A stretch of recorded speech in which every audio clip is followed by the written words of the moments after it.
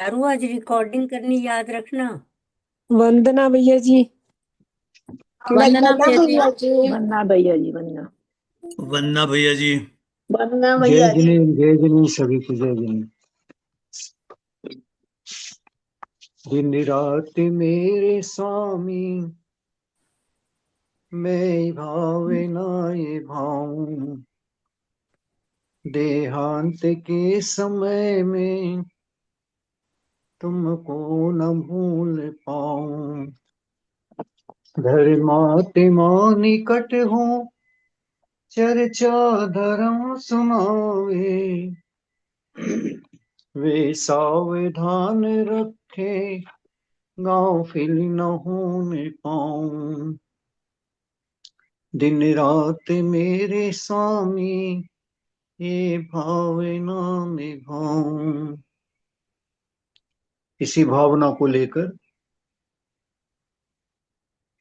अपने बीच संवाद की इस कड़ी में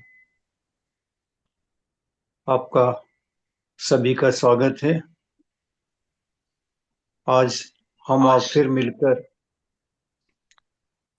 अपने भविष्य की उज्जवलता के लिए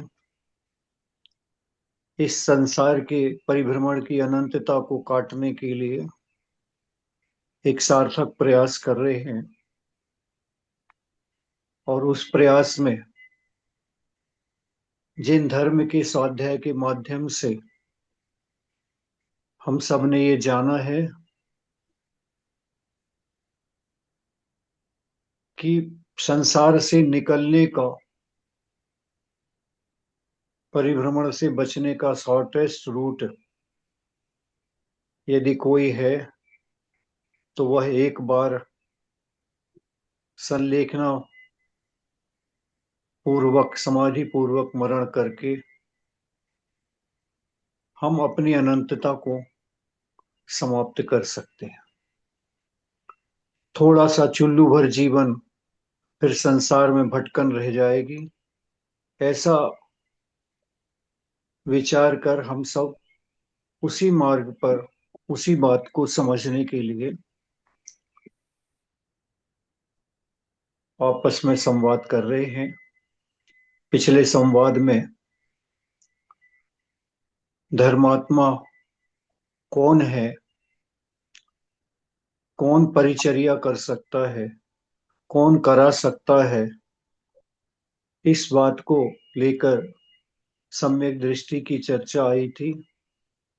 और सम्यक दृष्टि कौन हो सकता है, सम्यक दर्शन की प्राप्ति कैसे हो सकती है, उसकी विधि क्या है, और उस विधि के माध्यम से अपने आप को सम्यक दर्शन अपने अंदर प्रकट कर सकते हैं। गुण तो हमारे अंदर है, गुण तो बाहर से नहीं आना। अपने विरोधी गुण के विरोधी दुर्गुण रूप से जो अनादि से हम मिथ्यात्व भाव, मिथ्या दर्शन, मिथ्या ज्ञान, मिथ्या चारित्र को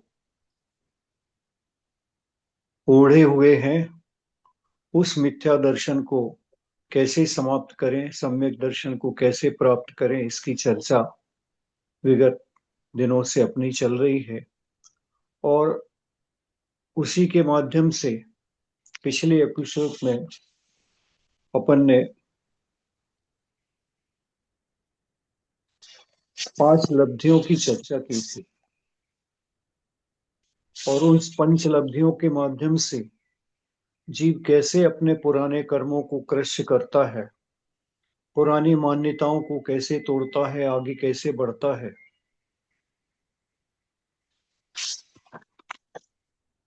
क्षयोक्षम लब्धि, देशना लब्धि, विशुद्धि लब्धि, प्रायोग लब्धि और करण लब्धि के माध्यम से कैसे कैसे कर्मों का क्रश करके असंख्यात असंख्यात गुणी निर्जरा करने के योग्य हो जाता है।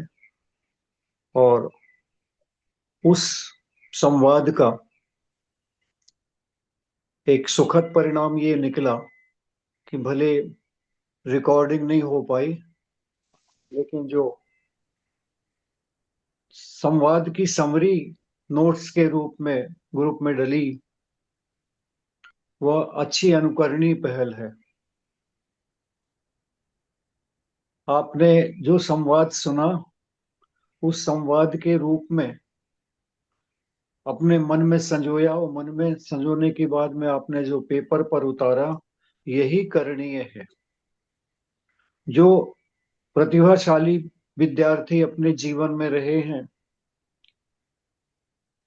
उनका पढ़ाई का यही क्रम होता था। कोई भी लेक्चर सुनने के बाद में वो अपने घर में उस विषय को थोड़ा और अध्ययन करके और अपने ओन हैंड राइटिंग में अपने रजिस्टर के अंदर उस दिन के नोट्स बनाते थे। उस दिन के नोट्स बनाते समय उनको पूरा चिंतन और पूरा स्मरण, जो कुछ पढ़ा था उसको अपने शब्दों में लिखने के पश्चात वह वस्तु तत्व समझ में आ जाता कि हाँ, ये हमने समझा, ये समझा है, और उसको समझकर हमने जो रजिस्टर में अंकित किया है, फिर वो भले बीच में ना देखें, परीक्षा के समय उसे देख कर जाएं, लेकिन उनको अपने हाथ से बनाए हुए नोट्स हमेशा स्मरण में रहते हैं। वो वस्तु ताजी रहती है, जब भी उसको पढ़ेंगे वो वस्तु ताजी रहेगी और समझ में आएगी। ये अच्छी पहल चारू जी ने की थी, और उसके नोट्स बनाकर डाले, चार्ट भी बनाकर डाला। वो दूसरी आवश्यक चारू क्या जी ना, है एक्चुअली, मैं नहीं हूँ। अगर आप मुझे मान रहे हैं तो एक और चारू जी हैं। है? मैंने नहीं बनाए थे भैया जी वो वाले नोट्स, एक और चारू जी ज्वाइन करती हैं, वो उन्होंने बनाए थे। हाँ हाँ, ठीक है। उनका वो जो कर्तृत्व है वो प्रशंसनीय है, क्योंकि यही विधि है स्वाध्याय की, पढ़ाई की, अपने आप को समझने की, और उसमें जो आवश्यक और अनावश्यक की तैयारी उन्होंने की है चार्ट बनाकर, ये तैयारी हम सबको करनी है। प्रतिदिन की चार्ट में रात्रि में सोने के पहले एक दफे आवश्यक क्या था, आज दिन भर के कार्य में मैंने किस किस कार्य में अपना मन लगाया, श्रम लगाया, समय लगाया, और मैंने अपने कीमती समय को उस विषय, उस मैटर में, सोच में लगाया, तो वो क्या आवश्यक था या अनावश्यक था। मैंने मन से, वचन से, काय से अपनी पूरी निष्ठा, ईमानदारी के साथ में उसमें अपने भविष्य के लिए, अपनी समझ के लिए नोट करेंगे, तो विश्वास करें, हम जब देखेंगे 1 हफ्ता, 10 दिन, 15 दिन का नोट्स बना लेंगे, तो उसमें हम देखेंगे कि हमारा 80% से 90% कार्य, दिन भर की मन वचन की क्रियाएं अनावश्यक होती है, अनावश्यक होती। कोई आवश्यक नहीं थी हमें करने के लिए वो, लेकिन हमने, और वास्तव में ये बहुत सही है कि हम दिन भर में जो भी आरंभ परिग्रह के माध्यम से या अन्य चिंतन के माध्यम से, अन्य से बातचीत के माध्यम से जितना पाप का संग्रहण करते हैं, जितनी अशुभ प्रकृतियां बांधते हैं, उसमें से 80%, 90% प्रकृतियां हमारी अनावश्यक होती हैं,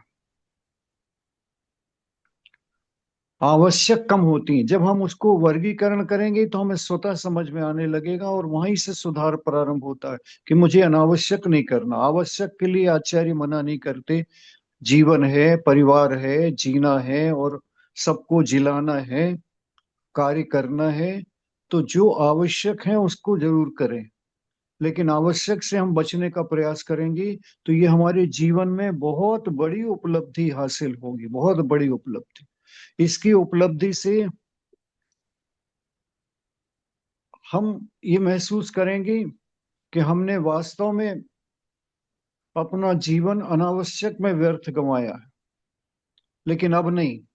उससे शिक्षा ये मिलेगी कि अब नहीं, नो, एनफ, बस अब मुझे उसको संभाल के रखना। हम कुछ आगे नहीं भी बढ़े, लेकिन इतना भी संभाल कर रख लेंगे तो ये जो बचत हमारी होगी, फिजूल खर्ची, जिसको हम अपनी भाषा में फिजूल खर्ची कहते हैं, आर्थिक रूप से तो हम उसमें सावधान रहते हैं, लेकिन मानसिक रूप से भी इसमें सावधान होना बहुत अनिवार्य है। और पंचलब्धियों को जो हमने जाना, उस पंचलब्धियों के बाद में एक प्रश्न और उठता है कि वास्तव में सम्यक दृष्टि की पहचान क्या है, क्या बैरोमीटर है, कैसे जाने कि हम सम्यक दृष्टि हैं, कैसे पहचाने कि मिथ्या दृष्टि है। तो आचार्यों ने कहा सम्यक दृष्टि 8 अंग सहित होता है। उस 8 अंगों की चर्चा थोड़ी सी आज आपके सामने करेंगे। ये 8 अंग क्या है? तो आचार्यों ने इसको शरीर के 8 अंगों से जोड़ा। जैसे हमारे शरीर में 2 पैर, 2 हाथ, पीछे कमर का नितंब का भाग 5, सामने सीना पेट 6, पीछे की पीठ 7 और मस्तक 8। जैसे शरीर में ये प्रमुख 8 अंग हैं, उसी प्रकार सम्यक दर्शन के 8 अंग कहे जाते हैं। वे 8 अंग ही हमारे यदि पूर्णता है, पूर्णता को प्राप्त हो रहे हैं, तो जैसे शरीर निर्दोष और पूर्ण माना जाता है, उसी प्रकार सम्यक दर्शन भी हमारा पूर्ण और निर्दोष माना जाता है। यदि शरीर का एक अंग भंग है, हाथ कम है, पैर कम है और कोई अंगों में बाधा है, तो वह शरीर जैसे पंगु, लंगड़ा, लूला या अंगहीन इस प्रकार की संज्ञा दी जाती। उसी प्रकार 8 अंगों में से कोई अंग भी हमारा कमजोर है तो हमारा सम्यक दर्शन भी पंगु है, पूर्णता प्राप्त नहीं हुआ। इसलिए उस सम्यक दर्शन को, हमारा सम्यक दर्शन हमें दूसरे का नहीं देखना, ये पहली बात ध्यान रखना। हमें अपने सम्यक दर्शन को पुष्ट करना है, हमें अपने सम्यक दर्शन को निर्दोष करना है और अपने सम्यक दर्शन की निर्दोषता की परीक्षा करनी है कि वास्तव में मैं सम्यक दृष्टि हूं कि नहीं। क्योंकि दूसरे की परीक्षा करने के लिए ये नहीं दिया जा रहा, अपनी परीक्षा करने के लिए स्वयं निर्दोषता। क्योंकि अगर दूसरे की परीक्षा में लग जाएंगे तो अभी तक हम जो कर रहे थे वही करते आएंगे, दूसरे में दोष दिखना शुरू हो जाएगा, ये कैसे सम्यक दृष्टि, इसके अंदर तो ये दोष है, ये दोष है, ये दोष है, और हम फिर बाह्य कारणों में उलझ जाएंगे। हमने अपने अंदर का सम्यक दर्शन, अपने अंदर के 8 अंगों को देखना है। और उस 8 अंगों में जैसे शरीर के अंग में सबसे पहला अंग कहते हैं बेसिक अंग, तो पैर हैं जिनके आधार पर हमारा शरीर टिका रहता है।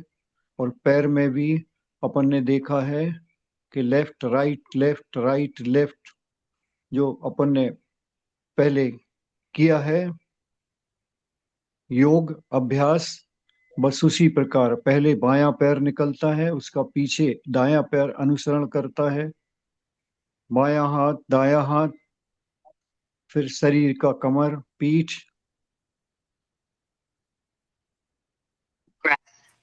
हृदय और मस्तक। इन्हीं 8 अंगों को लेकर सबसे पहले अंग को आचार्य कहते हैं कि सम्यक दर्शन का प्रमुख अंग है निशंकित अंग। किसी प्रकार की शंका नहीं करना। देव शास्त्र गुरु में, शास्त्रों के वचनों में, हाँ, शास्त्र को पढ़ने के पहले प्रमाणित कर लेना किनके वचन हैं, आचार्य वचन है। जितने वचन प्राचीन से प्राचीन आचार्यों के प्रमाणिक होंगे उनको प्रमाण के रूप में रखा जाता, और वे वचन ही प्रमाणिक वचन है। उनके कथन में, उनके कहे हुए सिद्धांतों में, उनकी कही हुई बातों में, उनकी कही हुई विधि में कोई प्रकार की शंका नहीं रखना।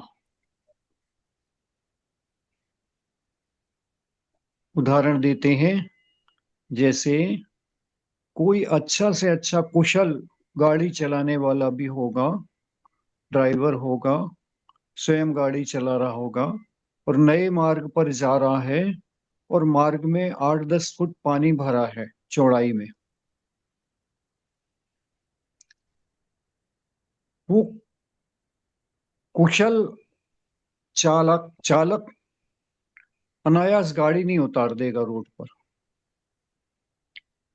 वो किनारे खड़े होकर वेट करेगा, या तो कोई गाड़ी सामने से आ रही होगी, या जिसको रास्ता जानकारी है वो गाड़ी निकल कर गया होगा, या कोई निकल कर पार हुआ है और वो कह रहा है कि आ जाओ, मैं यहीं से निकल कर आया हूँ, यहाँ पानी ज्यादा नहीं है, 5-6 इंच पानी ही भरा है रोड पर, गाड़ी आपकी निकल आएगी, बिल्कुल सीधे सीधे आप चले आओ रोड के अनुसार, मैं इसी मार्ग से निकल कर अभी पार हुआ हूँ। अब शंका की गुंजाइश नहीं रहेगी और आप निश्चित रूप से अपनी गाड़ी को इस तरफ से उस तरफ निकाल लेंगे, चालक इस तरफ से उस तरफ ले जाएगा।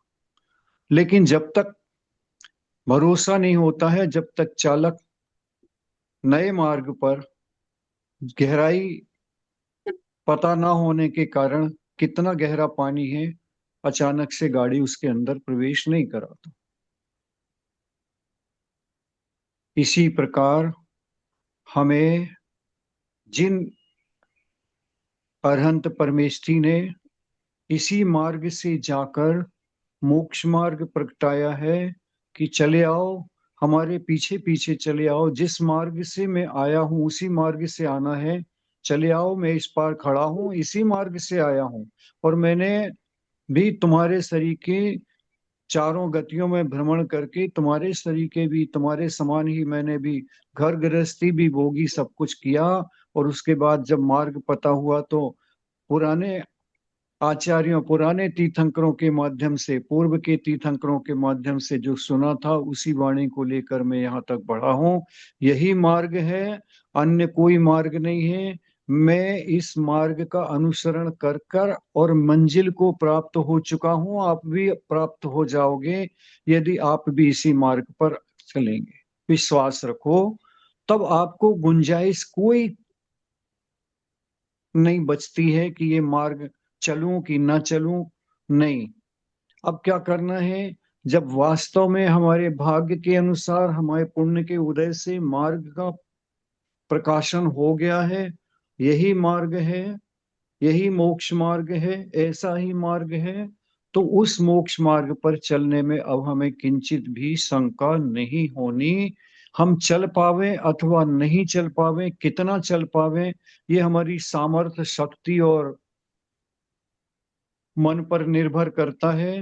हमारी शक्ति कितनी है, हम कितना चल पाएंगे, देश काल की परिस्थितियों पे हम कितना चल पाएंगे, लेकिन हमारा श्रद्धान अटल है, उस श्रद्धान पर हम किंचित भी शंकित नहीं है। यही निश्शंकांग है। जिनागम में कही हुई बातें गलत हो नहीं सकती, वे अक्षरशः सत्य हैं। हमारी समझ में आ जावे कि ना आवे, हमारे अपने दुराभावों से, हमारी अपनी कसायों से, हमारे बाधक कर्मों के कारण यदि हम शंका करते हैं या कुछ संशय रखते हैं, तो ये हमारी अपनी कमजोरी है।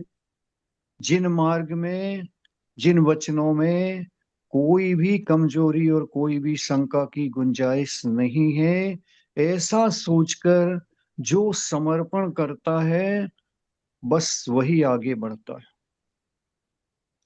वहां श्रद्धा चाहिए, समर्पण चाहिए बस। वास्तव में अगर अपने विकास को शुरू करना है, आगे बढ़ना है, तो एक बार जो कुछ कहा गया है आचार्यों ने, तीर्थंकरों ने जो उपदेश दिया है, आचार्यों ने गूंथा है, और वर्तमान तक हम इतने सौभाग्यशाली हैं कि वो हमारे पास वह जिनवाणी उपलब्ध है, सरल भाषा में उपलब्ध है, टीकाएं और अनुवाद होकर हमें अपनी मातृभाषा में भी उपलब्ध है। तो उनका हम अनुसरण करके बिना शंका के बढ़ने का मार्ग हमें उपलब्ध हुआ है। हमारे सौभाग्य से हमें उसका उपयोग करना चाहिए। क्या पता हम आगे बढ़ जाएं और फिर बाद में पता चले कि गलत मार्ग पर आ गए हैं। नहीं, जो चल चुके हैं, जो प्राप्त कर चुके हैं, जिन्होंने सिद्धत्व को प्राप्त किया है, तीर्थंकर बनकर उपदेश दिया है, करुणा से दिया है। उन्हें तीर्थंकर बनने के बाद जरूरत नहीं थी कि सबको उपदेश दे लेते, कोई जरूरत नहीं थी, अपना कल्याण कर लेते। लेकिन तीर्थंकर प्रकृति ही इसलिए बंधी थे कि जिनके अंदर में इस प्रकार का भाव बनता है वात्सल्य का, कि संसार का प्राणी, संसार के अनंत जीव दुखी हैं और इनको भी सुख का मार्ग चाहिए। ऐसी कैसे सुखी हो, कैसे सुखी हो, इस प्रकार की मुख्य भावना जो भाते हैं वे योगीराज, वे श्रावक, वे सम्यक दृष्टि, वे ही तीर्थंकर प्रकृति का बंध करते हैं। और तीर्थंकर प्रकृति का बंध करने में जो कारण पड़ा उसका उन्हें अवदान भी देना होता है। उनका समोषण लगकर उन्हें धर्म सभा के बीच में सब जीवों के मोक्ष मार्ग का, हित के मार्ग को प्ररूपण भी करना पड़ता। इसलिए निर्दोष नर के वचन है, उन वचनों पे कभी भी शंका नहीं रखनी।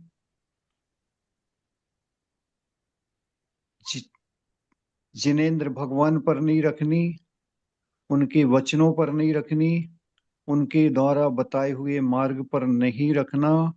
यही सम्यक दर्शन, सम्यक ज्ञान और सम्यक चारित्र का विषय है।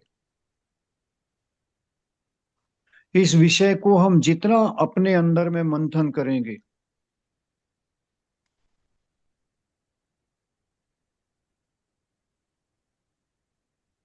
किंचित मात्र भी शंका की लहर अंदर में ना आवे। मुझे नहीं पता कि मोक्ष मार्ग क्या है, और वास्तव में नहीं पता, हम संसारी जीव, हमें क्या पता। लेकिन मोक्ष जाने वाले कह रहे हैं यही मार्ग है, शपथ पूर्वक कहता हूं चले आओ, तो फिर शंका की कोई गुंजाइश नहीं है। इसलिए कभी भी स्वप्न में भी इस प्रकार की शंका नहीं करना। ज्ञान कम हो ज्यादा हो इसका कोई मूल्य नहीं है, क्योंकि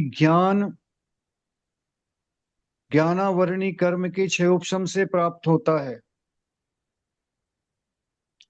ये बहुत बड़ी बात है।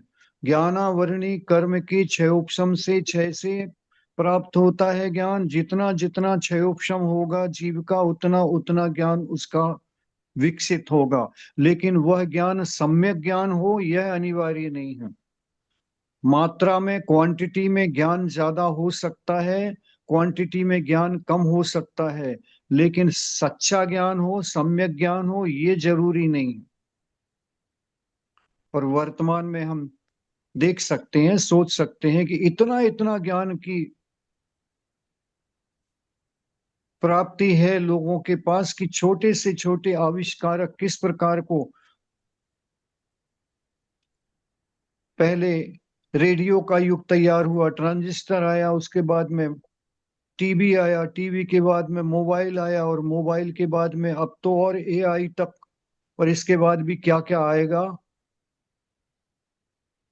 जिस पर कोई नया व्यक्ति तो आश्चर्य कर सकता है।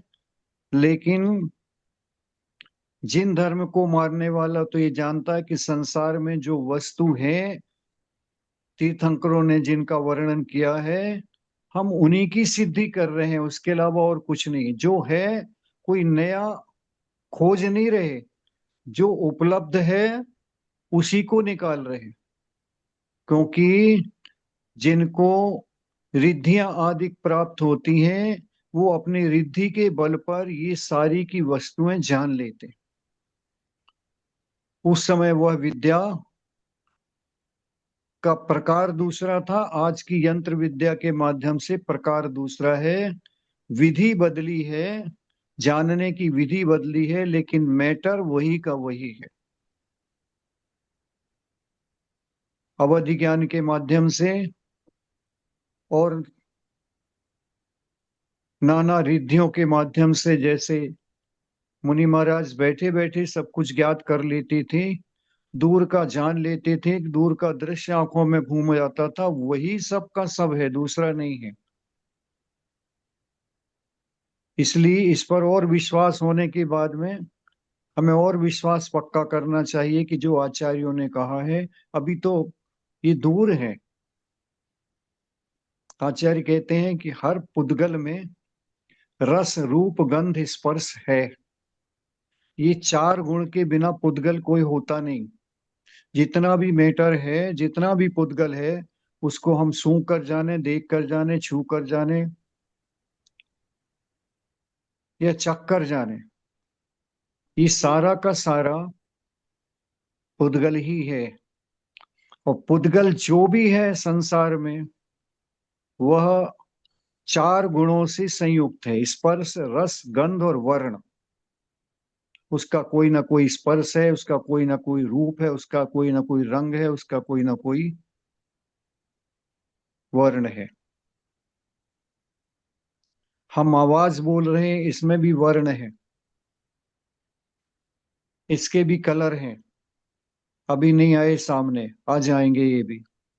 कैसी वाणी बोली जा रही है तो उसका कलर क्या है, व्हाइट कलर है कि ब्लैक कलर है कि डार्क कलर है कि ब्लू कलर है।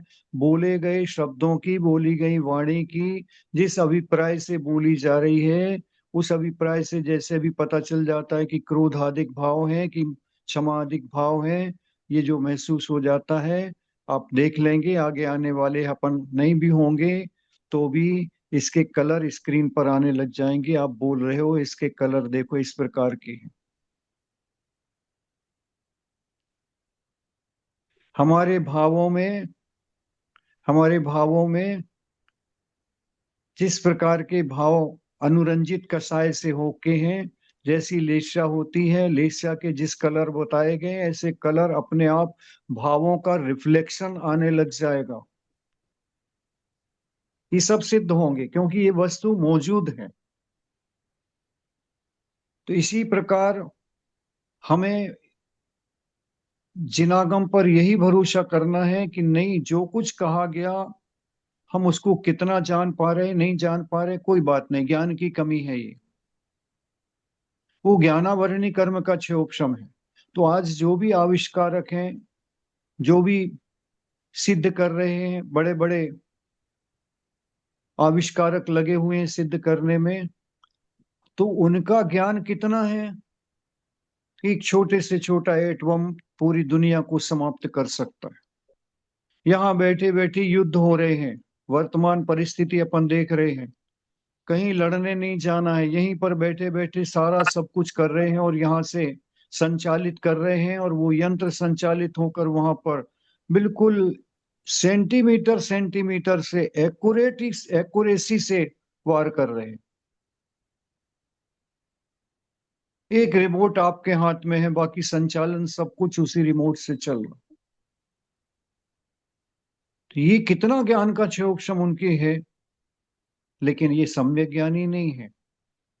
इसलिए ज्ञान बहुत हो सकता है, विनाश के लिए भी हो सकता है, विज्ञान के लिए भी हो सकता है, और स्वतः के ज्ञान सम्यक ज्ञान के लिए भी हो सकता है। लेकिन ज्ञान नहीं भी हो, कम भी हो, तो भी वह ज्ञान हमारे मोक्ष मार्ग के लिए, हमारे सम्यक दर्शन प्राप्त करने के लिए पर्याप्त है। अक्षर का मात्र ज्ञान भी हो तो भी पर्याप्त है। और आप हम सबको मालूम है कि इस अंग में, सम्यक दर्शन के अंग में, अंजन चोर को प्रसिद्ध किया है आचार्य समंत्रभद्र महाराज ने, उसका उदाहरण दिया है, किसी महापुरुष का उदाहरण नहीं दिया। आप देखो तो क्या किया है, अंजन चोर का उदाहरण दिया। कैसा निशंकित अंग था उसका, कोई शंका नहीं। णमोकार मंत्र नहीं मालूम जिसे, वह भी घटना सब आपको पता है, कहानी सब आपने पढ़ी होगी, लेकिन उसे नीचे सिद्ध कर रहे व्यक्ति को भरोसा नहीं हो रहा। उसे सिद्ध करने की विधि बताई गई थी कि उल्टी तलवारें गाड़ दो, सीका बना लो, पेड़ के ऊपर उस सीके पर चढ़ जाओ और नमोकार मंत्र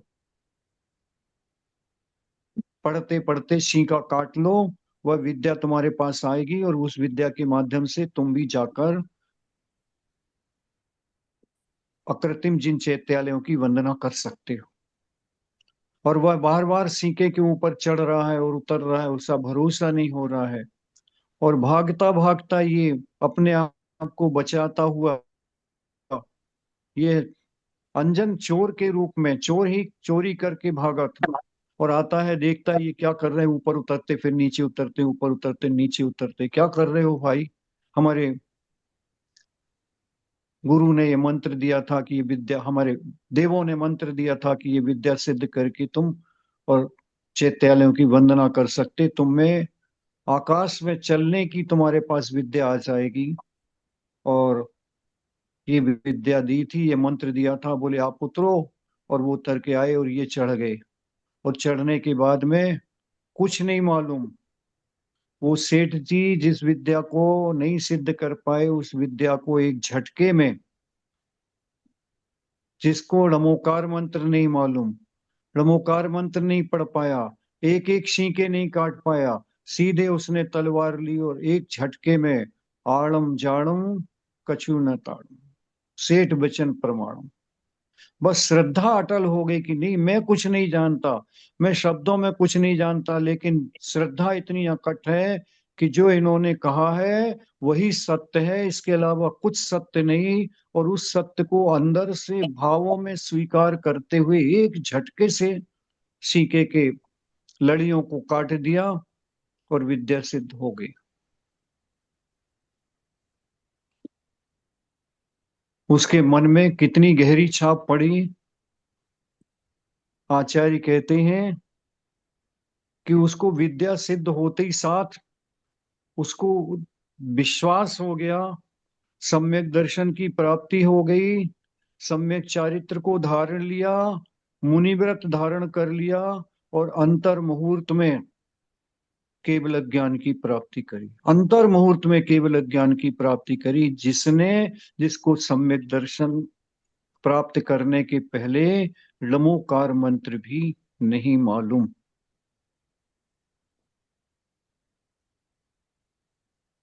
क्योंकि केवल ज्ञान प्राप्त करने के बाद में तो सारे ज्ञानावर्णी दर्शनावर्णी आदि का क्षय हो जाना है, तो सारे ज्ञान अपने अंदर से प्रकट हो जाने। ये एक दृष्टि हमारी ये लगनी चाहिए कि हर आत्मा में ज्ञान की शक्ति विद्यमान है। ज्ञान कहीं बाहर से नहीं आना, बिल्कुल नहीं आना, ज्ञान बाहर से कुछ नहीं आना। बाहर का साधन हो सकता है अंदर का ज्ञान प्रकट करने में, और होता ही है।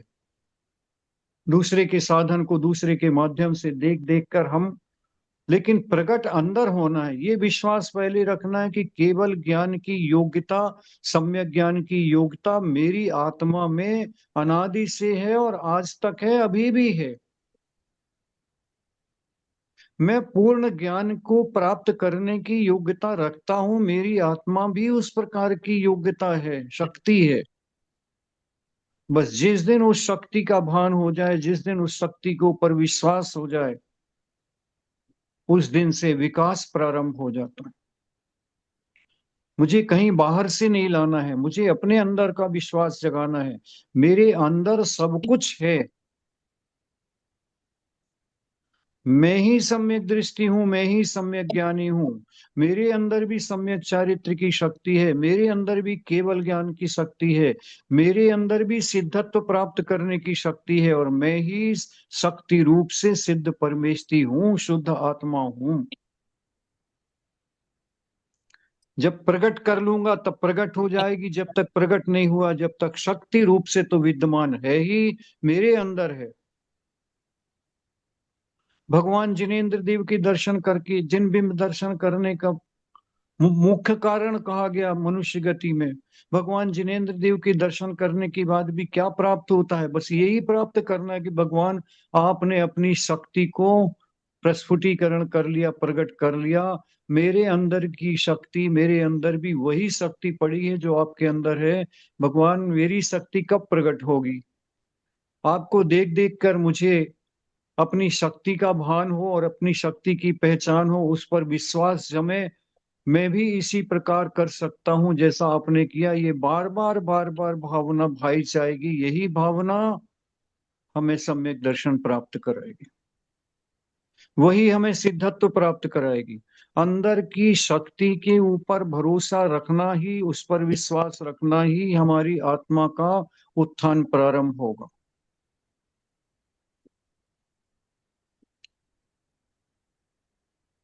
बहुत मुश्किल सा दिखाई पड़ता है, लेकिन मुश्किल है नहीं। जब जागृति आती है तो अंजन चोर के समान। एक प्रवचन अभी पूज्य सुधा सागर जी ने किया था, कोई पिछी परिवर्तन के समय पर। बहुत अच्छी बात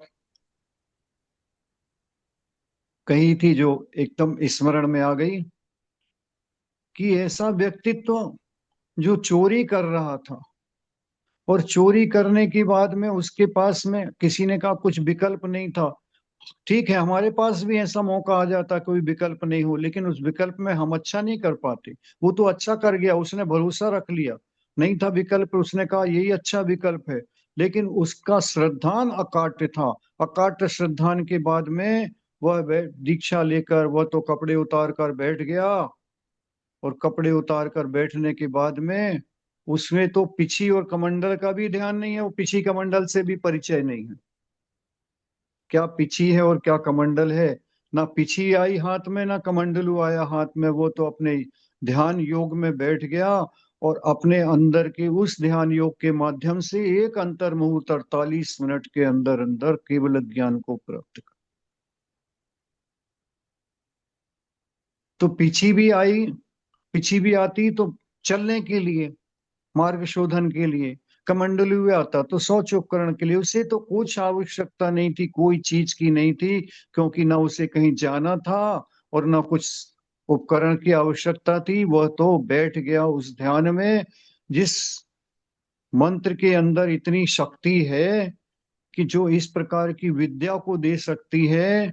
उसके नाम मात्र स्मरण से, उस नाम मात्र के स्मरण से मेरा जब इतना सा काम, इतना बड़ा काम हुआ है, तो इसकी शक्ति अचिंतनीय है।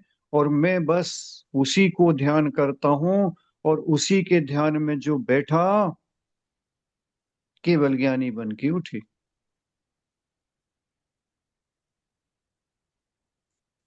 ये क्या हुआ? एकमात्र समर्पण, एकमात्र निशंकित अंग, कोई शंका नहीं। और समर्पण है, जिसके प्रति शंका नहीं उसके प्रति समर्पण का भाव। इसलिए सम्यक दर्शन की भूमिका में सबसे बड़ी जो बात है, श्रद्धा होने के बाद में अकेली श्रद्धा से काम नहीं चलेगा। श्रद्धा तो हम सबको है, लेकिन उस श्रद्धा के प्रति समर्पण हमारा कमजोर है।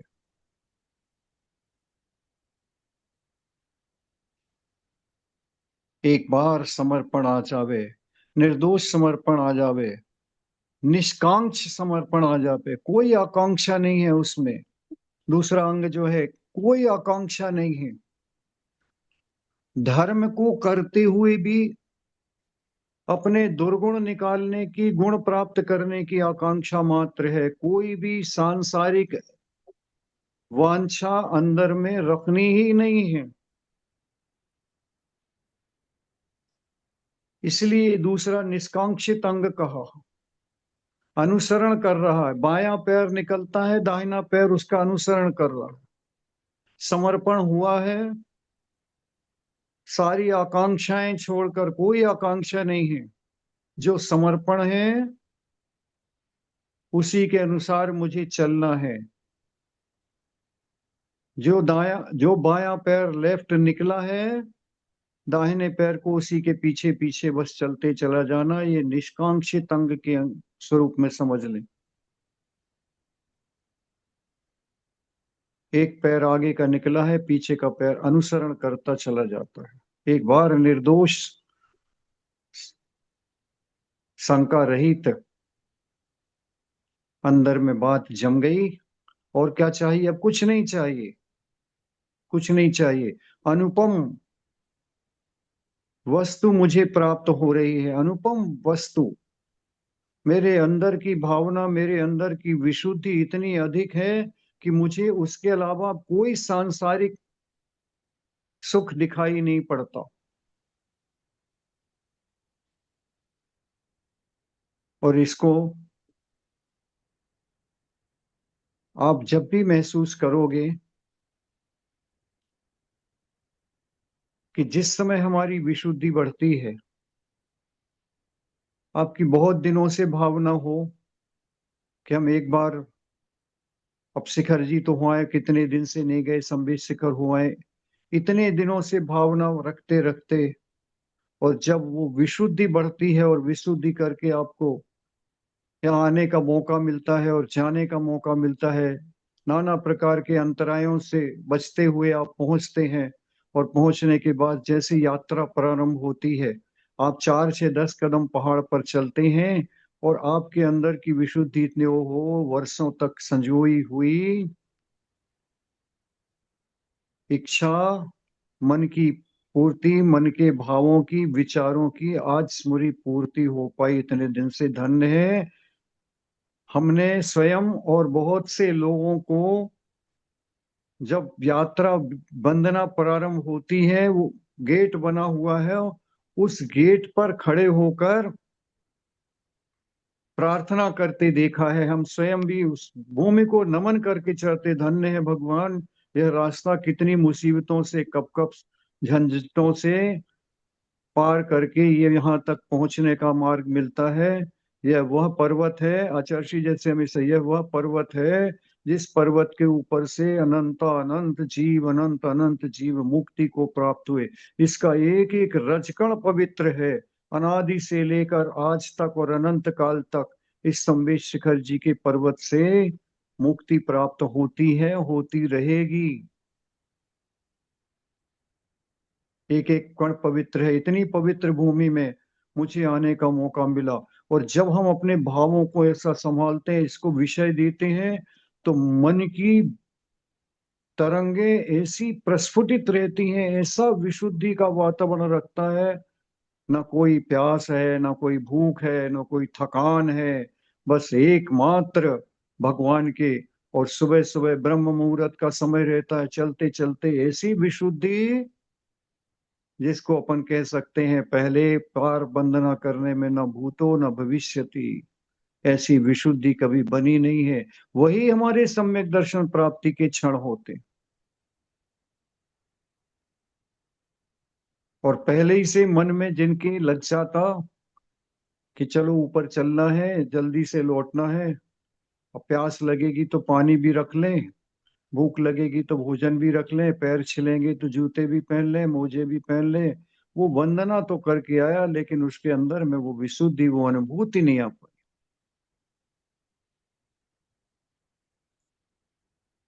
निर्दोष नर का वचन रे, ऐसे केवल ज्ञानी निर्दोष का वचन है जो स्वानुभूति प्रसूत है,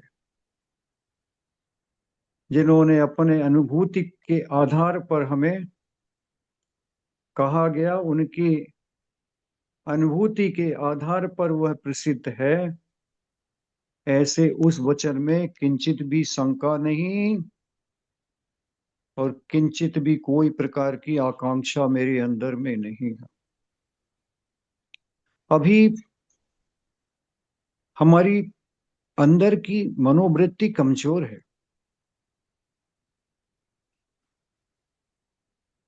किसी के ऊपर नहीं कहा जा रहा, अपने अपने अंदर टटोलने के लिए कहा जा रहा।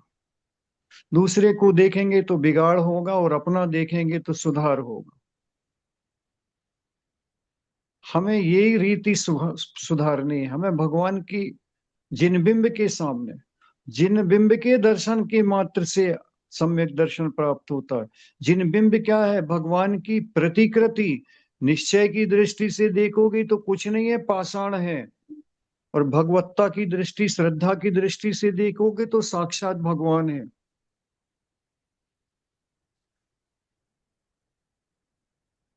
रोज मंदिर आप जाते हैं, कल सुबह भी आप जाएंगे अपने टाइम से, और जाकर जितनी श्रद्धा समर्पण से भगवान के दर्शन करेंगे, आप महसूस करेंगे कि आज की विशुद्धि मेरी ज्यादा है। मैं अंदर से विशुद्ध भावों को लेकर आया, मुझे कोई आकांक्षा नहीं है, कोई प्रकार की आकांक्षा नहीं है। भगवान आपके दर्शन मात्र हो गए और आपके दर्शन सब कुछ कहते हैं, ये मुझे पक्का विश्वास है। कोई शंका नहीं है, कोई प्रकार की शंका नहीं है। और मैं तो समस्त शंकाओं को बाहर रखकर, मंदिर के बाहर रखकर आपके पास आया हूँ। कोई प्रकार की आकांक्षा नहीं है, सारी आकांक्षा को बाहर छोड़कर आया हूँ। और आज आज तो मैं सम्यक दर्शन लेकर जाऊंगा आपके पास से। आप अकेला कैसे रख सकते हो अपने पास? मुझे भी चाहिए बच्चे। और कोई आकांक्षा नहीं है, कोई आकांक्षा नहीं है। मेरे अंदर का सम्यक दर्शन कैसे प्रकट हो, आपको देख देख कर होगा भगवान। हे भगवान, आया तो मैं मिथ्यात्व के साथ में था मंदिर, लेकिन जाऊंगा यहां से बाहर निकल के सम्यक्त को लेकर जाऊंगा, बिना उसके नहीं जाऊंगा। आपके पास जब है तो मेरे पास भी होगा, क्योंकि मैंने आपका साथ किया है, मैंने आपका पल्ला पकड़ा है, मैंने आपके चरण पकड़े हैं। आपने जो रीत अपनाई है वही रीत अपना कर मैं भी आपके अनुसार बनना चाहता हूँ। यहाँ से शुरुआत करूंगा बस भगवान, मुझे कोई आकांक्षा नहीं। और जब ऐसी भावना से आप दर्शन और पूजन करने के लिए जब अपन बैठते हैं, तो फिर मंदिर में कौन आया कौन गया, कौन क्या कर रहा है कौन नहीं है, क्या द्रव्य है क्या सामग्री है क्या कुछ है, इस तरह से दृष्टि ओझल हो जाती है और एकमात्र अंदर की डुबकी लगती है, अंदर के भावों में डुबकी लगती है, बस कुछ नहीं। जो कुछ है वह समर्पण मात्र है। मैंने तो आपके चरणों में अपना समर्पण रख दिया। अब मुझे संसार की कोई वस्तु की कोई आकांक्षा नहीं है। अभी तक हमारी विधि गड़बड़ थी, या तो हम भगवान के पास भी गए हैं तो कुछ ना कुछ मन में विचार करके गए, कुछ लेकर गए हैं। भगवान सबसे बड़ा, संसार का सारा प्राणी दुख से छूटना चाहता है, सुख चाहता है, लेकिन उस सुख से परिचय नहीं है। उसे सुख से परिचय नहीं, वह अभी भी संसारी साधनों का, संसारी सुख को देखकर, संसार के वैभव को देखकर, वह बड़े से बड़े वैभव को देखकर इसकी कल्पना आती कि ये सुखी है। तो उससे पूछो जाकर, जो जितना बड़ा है और जितना बड़ा परिकर लेकर बैठा है। अपने को आज दिखता है देश का प्रधानमंत्री कितना बड़ा ओहदे पर है, उसकी रात रात की नींद हराम होती है, वो रात में सुख से सो नहीं पाता, उसे पूरे देश की चिंता सताती है। उसे अपनी थोड़ी बहुत कमजोरी भी, अपना बहुत स्वास्थ्य भी नहीं दिखता, क्योंकि देश का स्वास्थ्य दिखता है। बड़े से बड़ा राजा भी अच्छी नींद नहीं ले पाता, उसे अपनी प्रजा की पूरे टाइम चिंता रहती है। इसलिए जितना देखने में हमें बड़ा और सुखी लगता है, वो उतना बड़ा और सुखी नहीं है। बड़ा और सुखी तो वो है जिसकी कोई आकांक्षाएं नहीं है, कोई शंकाएं नहीं है, जिसके अंदर ये दो अंग बेसिक हैं, बेसिक।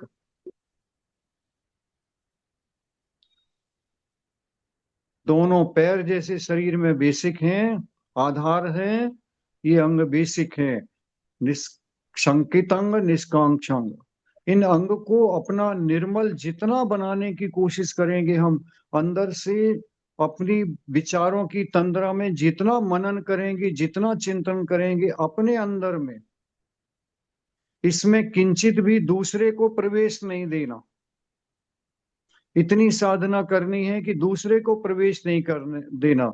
जब तक हम चिंतन करेंगे, हम अपनी आत्मा का चिंतन करेंगे, मेरी आत्मा के अंदर ये गुण चाहिए, मेरी अंदर आत्मा के अंदर ये गुण प्रकट होना चाहिए, प्रकट होना है। गुण तो अंदर में बैठा है, वह गुण दुर्गुण के रूप में बैठा है। उसी दुर्गुण की दुर्गुणता दूर करके हमें अपने को गुणी बनाना है। अंग तो हमारे अंदर है।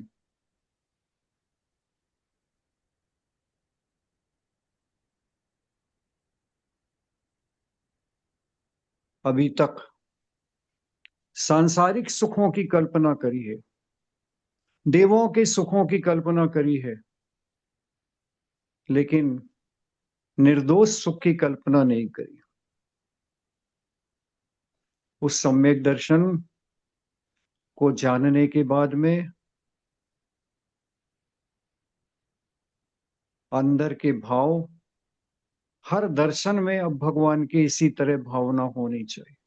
हम 5 मिनट करें दर्शन, 2 मिनट करें, 3 मिनट करें, जरूरी नहीं कि हम 1 घंटा पूरा करें, नहीं कर पा रहे, लेकिन वहां पर पहुंचने के बाद में भिखारी नहीं बने। अब भिखारी नहीं, अपनी गौरव को जगाना है। मैं 3 लोक का त्रिलोकी नाथ जैसी शक्ति रखने वाला, मैं सिद्ध के समान योग्यता रखने वाला, और जरा जरा सी सुख की, जरा जरा सी चीजों की भिक्षा मांगने के लिए अपने धर्म को भी दांव पे लगा देता हूं कि भगवान मैं ऐसा करूंगा, इस प्रकार से करूंगा, ऐसा दान कर दूंगा, ऐसा ऐसा कर दूंगा, इस प्रकार की विधान का आयोजन कर लूंगा कि मुझे बस ये प्राप्ति हो जाए, मेरे घर बालक हो जाए, मेरा बालक अच्छा हो जाए, उसकी शादी अच्छी हो जाए, मेरा मुकदमा जीत जाए, मेरा मकान बन जाए, मेरे परिवार में ये सुख शांति हो जाए। बस इसी इसी कांक्षाओं के साथ में हमने, आपकी बात नहीं कह रहे, हमने आज तक धर्म को किया है। इसलिए उद्देश्य गलत होने के कारण विधि भी गलत हो गई, इसलिए आज तक उस विधि के माध्यम से ये सब प्राप्त नहीं कर पाया। हे भगवान, भले पंचम काल है, लेकिन कर्म भूमि में जन्मा हूं, और कर्म भूमि से मोक्ष मार्ग कभी भी अवरुद्ध नहीं रहता। यहां से भी मार्ग अभी भी खुला है। पर्याय लग सकती हैं, लेकिन उन पर्यायों की मुझे चिंता नहीं है, क्योंकि अनंत पर्याय जब एक एक, दो दो इंद्रियों में भटक कर आया हूं, इतने इतने दुखों का सहन मैंने किया है। अब मुझे कोई प्रकार के दुख को सहन नहीं करना, मुझे अनंत सुख की प्राप्ति चाहिए, माने अनंत दुखों से छूटने का उपक्रम चाहिए। बस मुझे इस पर्याय से अपना बीजारोपण करना ही है, करना ही है। इसलिए मैं आपके कहे वचनों में स्वप्न में भी शंका नहीं रखूंगा, और धर्म को करते हुए कभी भी कुछ आकांक्षा नहीं रखूंगा।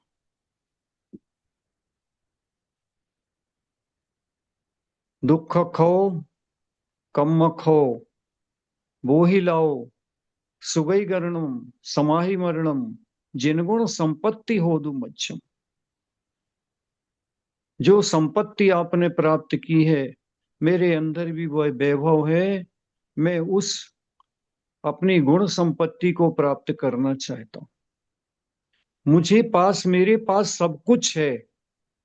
मैं जिसकी कल्पना दूसरे के पास करता हूं, वे सारा उससे भी कई गुना, असंख्यात अनंत गुना मेरे पास है।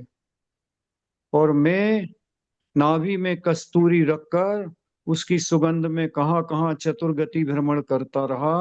अब नहीं, बस ये मेरी मिथ्यात्व की अंतिम पर्याय हो सकती है। अब इसके बाद में अगली पर्याय में सम्यक दर्शन के साथ में ही जाऊंगा मैं।